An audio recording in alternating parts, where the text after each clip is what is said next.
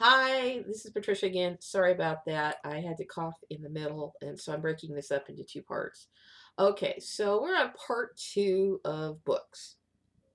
And like I said before, you kind of have to, some things you have to take with a grain of salt, but other stuff, take a look.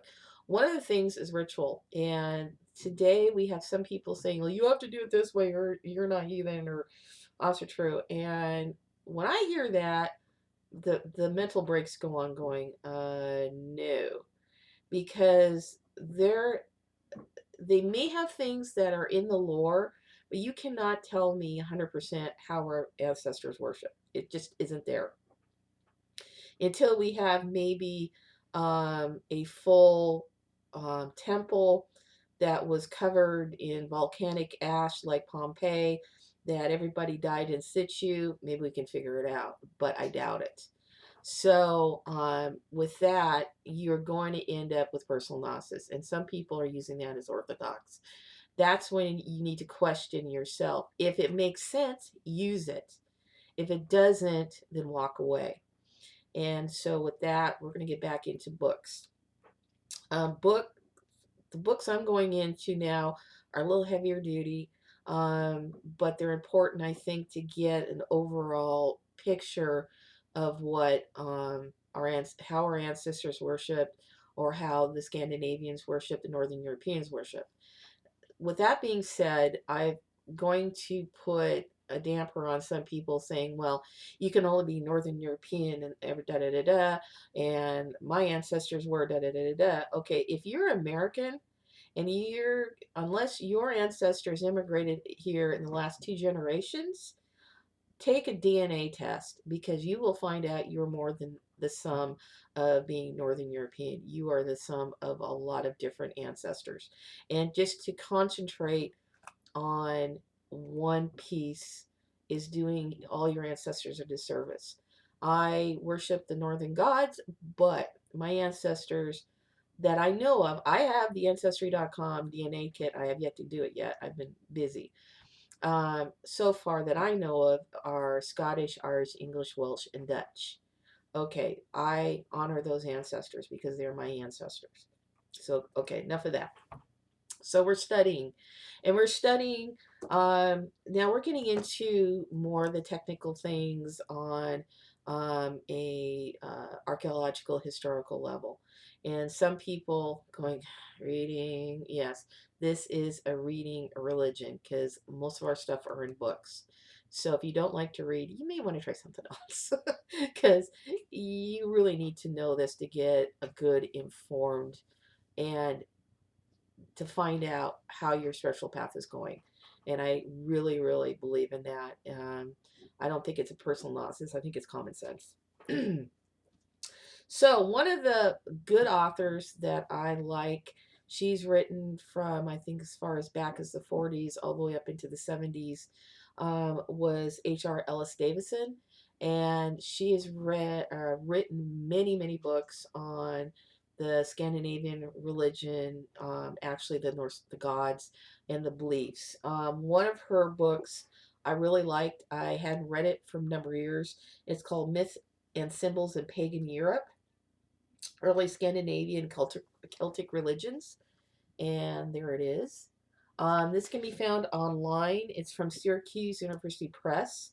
Um, it really gives you a good overview of the pagan Europe, and to remember that pagan Europe was a tribal Europe. And some of the gods' names, the beliefs were intertwined with other tribes. You had the Celtic tribes, which primarily were from Scandinavia all the way down past Spain. So there's a big wide, but every tribe had their beliefs, and they were similar to other tribes, but they still were their own unique things. And this is what bothers me today is we forget about that. We forget that they were a tribalist society. So one tribe, maybe their patron god was Freyr, and that was their main patron god. Maybe their patron goddess was an Earthess, which is Mother Earth. We have nurses, which I believe is the Roman variant of it. We don't know what her actually name was. So Jord is a Scandinavian name for Thor's mother, which was a giantess, which was Mother Earth. So here you go again. You have these different names for different aspects. So I am more familiar with I guess it's Swedish or Norwegian, Odin, Freyr, Freya, Frigga, Thor. So, but Thor's other name was Donar. Odin was Woden. Frigga was for Freyja, I think. Freya? No, Phrygia. So, the different names. So, it's good to find and read about the ancient ways before we read them in the Eddas. Let's say it that way. And they're more archaeological based. So, it gives you more of a solid groundwork to kind of compare things by. And some people disagree about that. I tend to do that because I question a lot. So, another book, as far as a really good book, as far as the Norse mythology and interpretations from different authors, and how this author is saying, well, okay, I'm looked at these guys, this is what they've said. I'm not too sure. John Lindau is a good author. Norse mythology is really easy to find online, and it's got a really good, oh, let's see here, it's technically, well, okay, the introduction, the first 3 or 4 chapters are nothing but it's how things were interpreted, and so it's really interesting. The rest of it is in alphabetical order, and it gives you the different deities, themes, and concepts. So right now I'm in M, and I'm actually reading this book right now. And so Mani, the moon, and moon personified, and it gives you the different things. It gives you the part of the Falconer where he is identified. So it's really interesting. It's really a good book. It's got some really good references. Some of these references though are in different. Like you, I'm a typical American who doesn't speak more than American, so I have a little problems with the oh, well, you can find this in French. Okay, is there an English translation? So you may have to dig if you're really, really into that.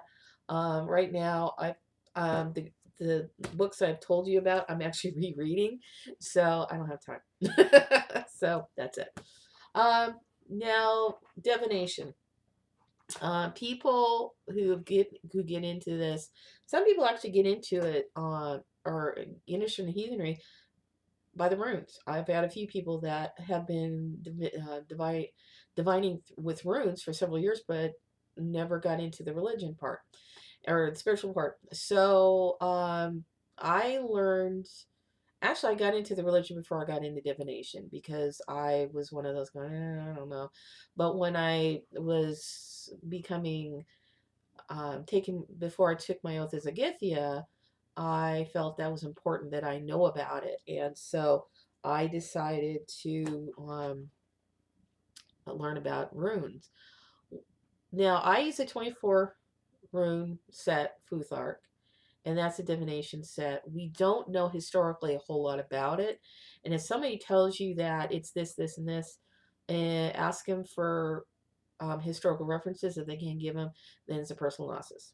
And 2 books I'm recommending that are personal gnosis, but they're very good. They've made sense to me. Is Edred Thorson's Futhark. It's a very good book, giving you ideas on the runes and how people have used them, as far as to this day. It gives you some really good ideas. Once you get into divination with runes, you'll find your own way. It's a good tool to learn. Another book that I really liked was Freya Aswyn's Northern Mysteries. And if you're into this part, it's a really good book. It's more feminine mysteries, but I've had people read them and really like them that are male. Another one is Diana Paxton again, and she has Taking Up the Runes. I've read it. It was okay. It was more for a group. So if you had a study group, that would probably be a pretty good book to take a look at. As far as online, and just like internet anything, you take it with a grain of salt, but there are some really good stuff out there. Some rune links I recommend to look at for the people that are just kind of getting into a little bit. There's one called sunnyway.com and it's runes. That's a good one. What was one? Wikipedia, Elder Futhark, Ancient Scripts, Futhark. So there's ancientscripts.com, I should say, Futhark. So there's different ones to look at. Um, there are a lot of books on runes, and most of them are, um, that's being nice about it. There, if they have uh, 25 rooms, the blank room, the weird room, no, that's it. That's a reconstruction, and reconstruction of reconstruction, meaning that it is there was never 25 rooms unless you were in um, I think it's the English or Welsh runes. There are different rune sets that were for writing that had more than 24 runes. But the runes that would have the most documentation on actually are the 16 runes of the Viking Age runes that were used for communication and for divination.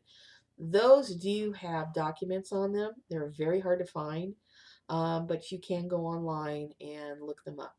So, saying that, I have done what? A total of over 20 minutes talking, and I bet you're going, oh, I wish you'd shut up.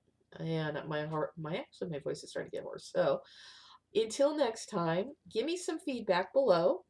Uh, I love constructive criticism. If you're a troll, don't even try because guess what? You'll get deleted because I don't like trolls. I mean, yeah, I face those every day. Don't need to do it on YouTube. So anyway, this is Redheaded Heathen. I thank you and have a great day.